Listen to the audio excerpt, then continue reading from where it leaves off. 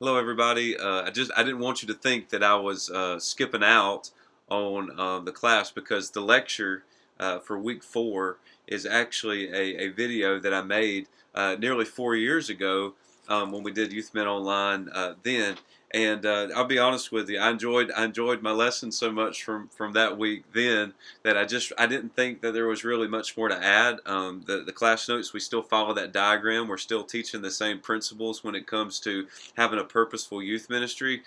So I just didn't want you to think that I was skipping out on saying hello to everybody. As you can tell, the week 4 video, I've changed quite a bit in the last 4 years. I've aged a bit, got some gray hairs here, a lot less hair. But I said I thought I'd lost some weight. I don't think I think I've lost weight now between now and then. So anywho, I hope everybody's having a good start to their week and. It is Monday here in Columbus, and so Mondays are pretty tough for me after a pretty big Sunday. But I'm glad to connect with you. Listen, as we go into this week, there's a few things I want you to keep in mind. You don't have to, if you're gonna miss class or miss an assignment, I appreciate you letting me know. But just so as long as you're checking in through the week, that's sufficient. I want to make sure that you're doing those Take 5 assignments. I really like to see the interaction between you. I was so encouraged last week reading through the way that you were encouraging each other, lifting each other up, dialoguing. I like the in-depth dialogue when it comes to those class discussions. So keep up the good work there. You're going to have a quiz this week. The quiz is going to cover class notes from last week, readings that we've had over the last couple of weeks, and all of that prepares us for a midterm exam that's going to happen next week. The midterm exam is going to be some 20, 25 items, and it's going to cover class notes, reading from what we've had up to that point. You'll see a couple of new items on the midterm. I usually try to provide a study guide for the midterm, but listen, you're going to be fine with it. I promise you. Quizzes aren't supposed to be a burden. The tests aren't supposed to be a burden, but it's a good way of keeping check to make sure that you're absorbing the information. You're going to have a lesson this week on the purpose of youth ministry. And the older I get, the longer I stay in the ministry, the more I see value in understanding that a ministry without purpose is going nowhere.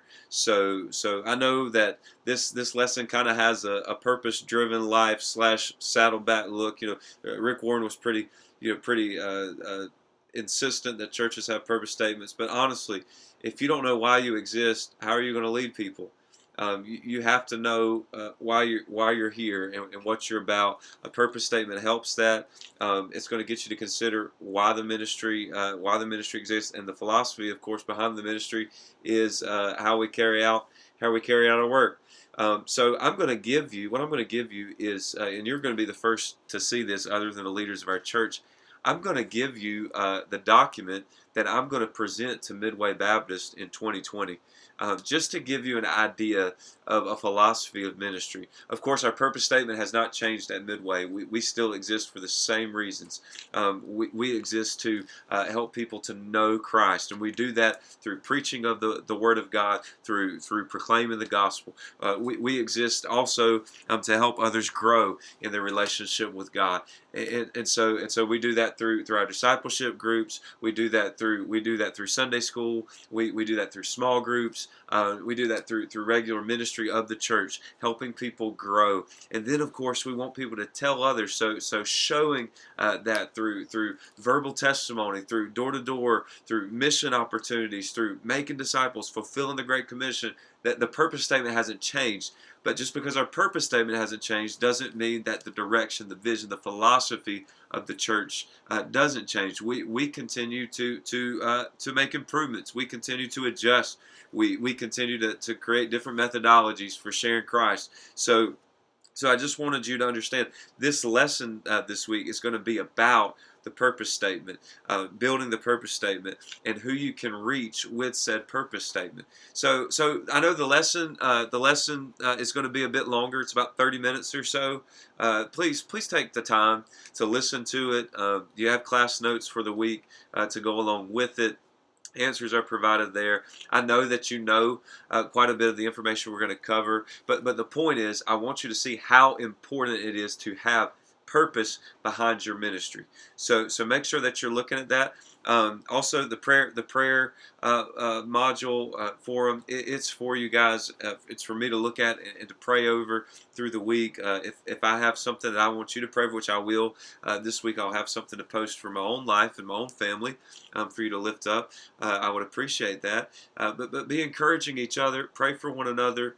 Stay together. You're doing an awesome job. I'm enjoying the class, and I hope that you are. So enjoy the class notes and the lecture.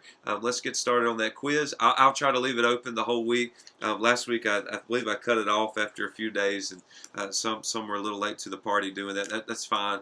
I just want to make sure that you're doing the quiz. Of course, you get some credit for it when you do take it, okay? But God bless you all. Have a wonderful week. And if you have questions, just make sure you send me a message, text. You can call. I don't always answer, but I'll be sure to get back with you. But have an awesome week. Love you all. We're praying for you.